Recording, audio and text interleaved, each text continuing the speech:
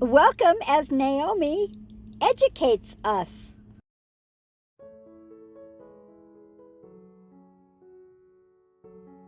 So basically what this is talking about is how seashells start.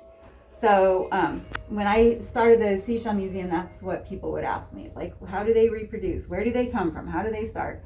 So really quick, the single shells are called gastropods. They have a mollusk that lives inside of them. The double shells with the hinge are bivalves. They also have a mollusk that lives inside of them.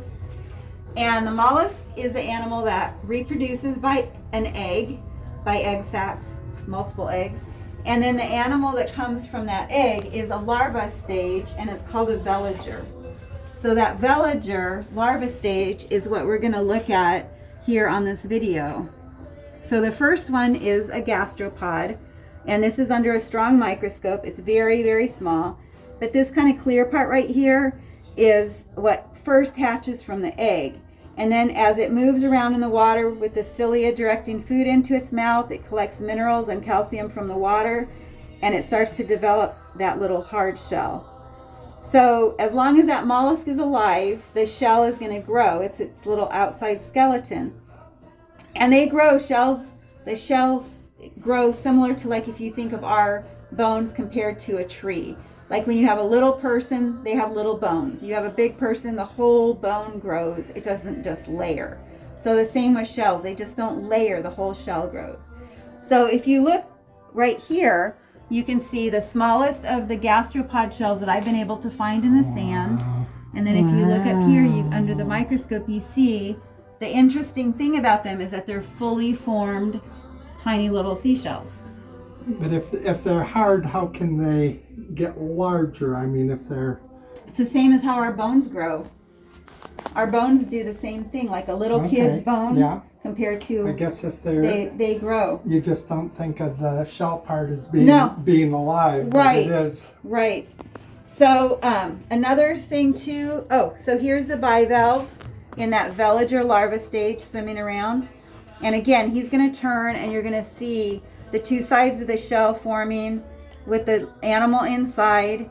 And then again, that outside part is going to fall off when it turns into the mature animal. So here you can see the two sides of the shells.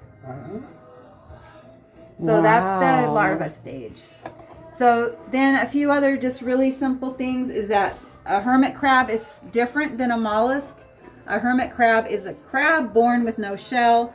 He has to find a shell. So he's not attached, and that's why you hear about hermit crabs moving from shell to shell. And then here we have a selection of shells that are carnivores. Most of the mollusks are herbivores.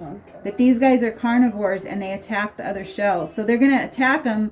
They may paralyze, they may poison, and they may drill holes. So they can drill holes in another shell. Wow. So now octopus also have a similar procedure of making a hole in a shell to attack it, but it's a different procedure.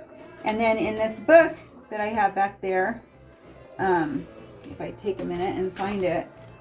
So here we have this shell when it's alive. And so they have these protective like little doors. So this is what you find on the beach. Right. But when the animal's alive, this is glued back in there. Oh, okay. This is like a protective. So that's not a shell in itself. That's part of another... Right. So you can see this is what he looks like when he's alive. And then the shells that have the ability to drill holes, they have this little, it's called a radula tooth, I think. I'm trying to read it upside down. Yeah, that's what it looks like. Yeah, tooth. Radula tooth. So that's the part that has the ability to drill that hole. So that's pretty kind of interesting. And they're also cannibals. They don't care about, they'll climb on another shell that looks just like them and start drilling to eat them. They don't care.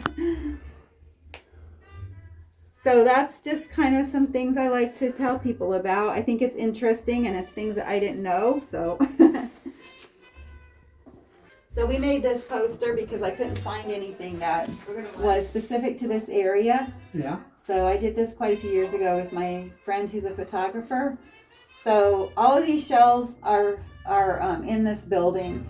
And for the most part, it says common seashells. There's a couple on here that aren't too common. But for the most part, there are shells that you could find on the beach or if you were diving.